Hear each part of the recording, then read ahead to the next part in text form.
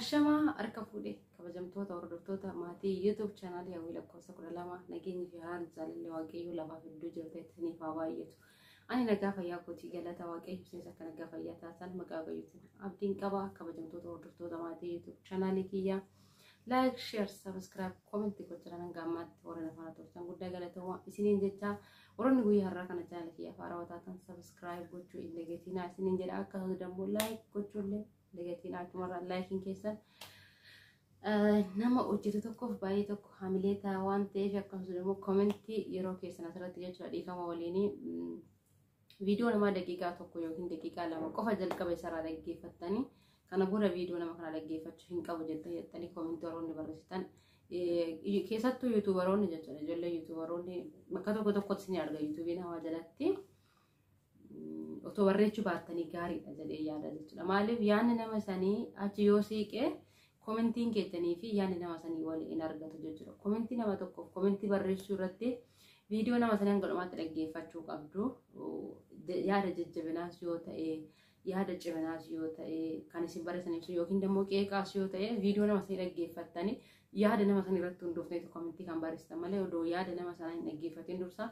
Warri komentii barreessitan please odoo barreessuu baattanii irra hin wayya jedheetiin yaada. Maaliif faallaa ta'a waan ta'eef yeroo tokko ani akkamitti yaada seetan komentii akkasii giseen nama biratti argu bilbila bantanii viidiyoo nama kana daawwachuu qabdan akkuma jalqabdaniin irraa hojiidha waamamtanii yookiin immoo bilbilicha banaatti dhiyeessanii deemtanii yoo dhuftanuu bilbilli sun viidiyoo nama kanaa fixee gara viidiyoo nama biraatti darbee viidiyoo kana jalatti yaada nama biraatiif barreessuudhaaf viidiyoo bantasan viidiyoo keessan bilbila nama saniitirraa viidiyoo nama saniitirraa bilbilli keessan utaalee dhufe yookiin gara viidiyoo nama biraatti darbee nama sanilatti waan barreessitan natti fakkaata ture jechuudha. Maaliif iddoo itti viidiyoo namaatii fi komentii keessan waliin arganne jira waan ta'eef asirratti komentii kanarratti xiqqooshii kana sirreeffadhaa isiniin jechuu barbaada. Maaliif wanta namni gita sarratti komentii yoo keenye baay'ee bareedaadha. Qeeqaas yoo ta'e qeeqne yaada jabinaas yoo ta'e nama saniif keenye yaada immoo ciminaas yoo ta'e nama saniifis yoo keenye nuufis gaariidha jechuu barbaadeetiniini. Kanaaf dhiifama isiniin jedha. Mata dureen keerree kana miti garuu asirraa waan yaadadheef like, share, subscribe godha yeroon isiniin jedhu. Akkasumas immoo namoonni yoo subscribe hin godhin channel nama laata subscribe godha gatii ittiin kaffaltanii maaluma taata subscribe tana akkuma kadhatamtitti bakka.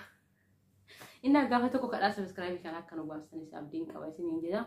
Egaa kabajamtoota hordoftoota maatii channel kiyyaa jalqaba irraa kaasanii gammaatti na wajjin turtan milkaana kiyyaa buurri kiyyaas ka'umsi kiyyaas isinuma waan ta'e guddaa isaanaaf galatoomaa isiniin jechuun barbaada. Guyyaa irraa kana baay'ee tokko gammadee jira.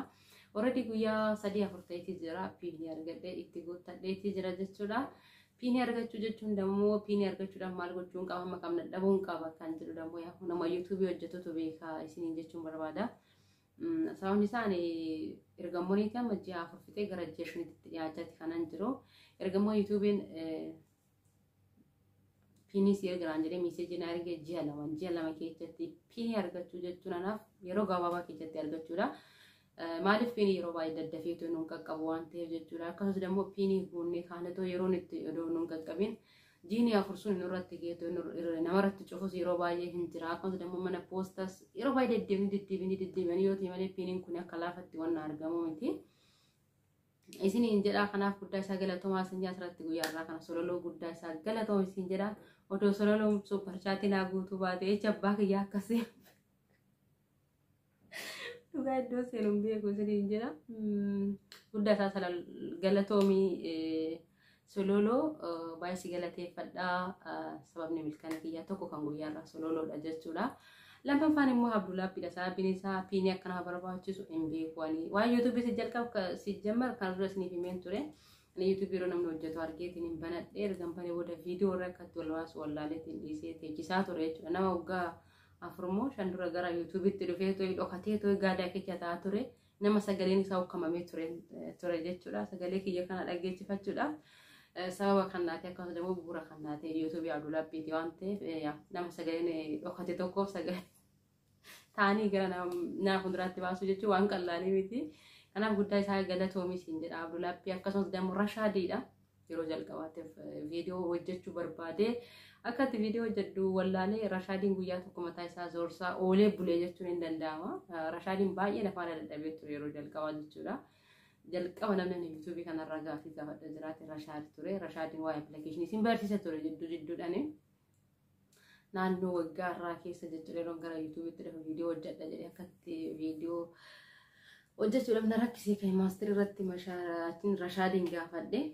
Gaafii sun amma Abdullahi waa'ee appilikeeshinii irratti yeroo inni viidiyoo barsiisu jechuudha. Viidiyoo editingii irrattis waa'ee kan maasterii irratti gaafii sana Rashaadiin guyyaa sana jechaaf akkan gaafadhe hammaanaaf gaafii naataaf ture. Gaafii namni biyya lafaa irratti gaafatee hin beekne yookiin immoo deebi'ee hin beekne jechuun hin danda'ama. Appilikeeshinii mataa kiyyaa uumeera jedhee sobira darbuun hawwayyeessatanii maaliif yeroo jalqabaatti waan ta'eef yaadni kiyyaa wanna jiru doonte wanna hin jirre yaadee gaafachaa ture jedhu gara dubbachuudhaaf garuu Rashaadiin isaanii biranii fanneen mana wajjin rakkachaa ture. Garee viidiyoo hojjetee na ergaa gariin dammoo sagaleedhaan gariin dammoo suuraan na gargaaraa ture. Viidiyoon jalqaba yeroo jalqabaa hojjedhe Rashaadiin gaafiidhaan jaan jecheetiin ture jechuudha. Asirratti Rashaadiin odoo guyyaa sana Rashaadiin gaafii kiyya sanaa deebisuu baate dhugaa waaqayyoon YouTube kana dhiisee nan deemu jechuudha. Baay'ee tokko mataa wajjin dhukkubee ture viidiyoo hojjechuudhaaf waan hin beeknee fi kanaaf sababni milkaa'ina kiyyaa keessaa tokko hanga ammaatitti deemsi yaa'utti fufa. Kana jechuun YouTube seeraa guute jechuun dhaabbata jechuu miti. Kanaaf guyyaarraa kana galatoomaa jedha garuu YouTube hojjechuun dadhabbii hedduu akkuma qabu dammoo obsa nama gaafata. Wanna obsa nama gaafatudha. Wanna piroosasii hedduu qabudha. Garuu teenya waggaa viidiyoo namaa laallu viidiyoo daqiiqaa 8 daqiiqaa 6 gizee laallu viidiyoon namaa sun salphaadha jechuudha. Ofii kiyyaa viidiyoo hojjetee gizee laalu viidiyoo kan hojjechuudhaaf nama kan gargar hirriba dhabee viidiyoo kan hojjechuudhaaf kan guyyaa 3 itti gubachaa ture faan jedha jechuudha. Hojjedhee gana argan ol baasee godha salphaa fakkaatee mul'ata viidiyoo daqiiqaa 6 daqiiqaa 8 hojjechuudhaaf baay'ee tokko nama dadhabsa jechuudha. Gana editingii gochuun jira viidiyoo waraabuudhaaf jechuun keessattuu dama mana arabaa keessatti jechuun warri viidiyoo hojjettan. Odoo viidiyoo hojjetanii jidduudhaan nama waamu odoo viidiyoo hojjetee dhufanii warra jidduudhaan irra sin jalaa galuu danda'u jechuudha otoo hin beekin warroonni immoo akka kiyyaa kana dhoksaadhaan hojjettan illee baay'ee ulfaataadha jechuudha. Kanaaf bichaa hunduu gaarummaa fi kanaan booda ingirii cimanii itti hojjechuudha namni hundumtu wanna tokko hin qabin malee erga qabanii booda immoo gadi dhiisuunis hin barbaachisu fuulduratti malee duubatti hin jiru. Kanaaf guddaa isaa galatoomaa isiniin jechuun dhufee Oromoo hunduma keessan warroonni laayik naa gootanis sabiskiraayib naa gootanis koomentii naa gootanis sheer naa gootanis hundi keessanuu ashaaraa guddaa na biraa qabdu jechuudha. Kanaaf guddaa isaa galatoomaa isiniin jechuu barbaadeetiniin gaaffii argachuu jechuun seera YouTube keessaa isa tokko guutuu yookiin immoo koodii argachuudha natti fakkaata. Koodii kana argadheetti guuttadha jira jechuudha. Kanaan boodas wanti aku egaa muraasa isaati tokko farati YouTube isaati kuma tokko subscribe kuma tokko fi view ochawri kuma afriiti ittaanse dammoo pinidha jechuudha. Processii YouTube akkuma itti fufetti jira. Waaqayyo gooftaaf yaa galatoomu sololoo lafaa bakka jirtutti dhugaa waaqayyo jecheetti si galateeffadhu hin qabu guddaa isaa naa galatoomii fayyaa nagaa naa ta'e siin jedha. Sololoo waan isin dhibu keessaa jechuudha.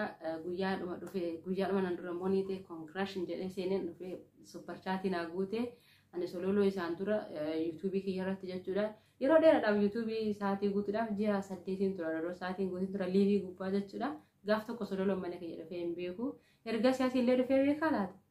Super chat kuma guutenna dhugaa baay'ee tokko caarraa qaba jechuun nan danda'a jechuudha. Maaliif super chat argachuudha jechuun ijoolleen hedduun gara fiixee na gaafachaa turan gani guuttadhee booda jechuudha.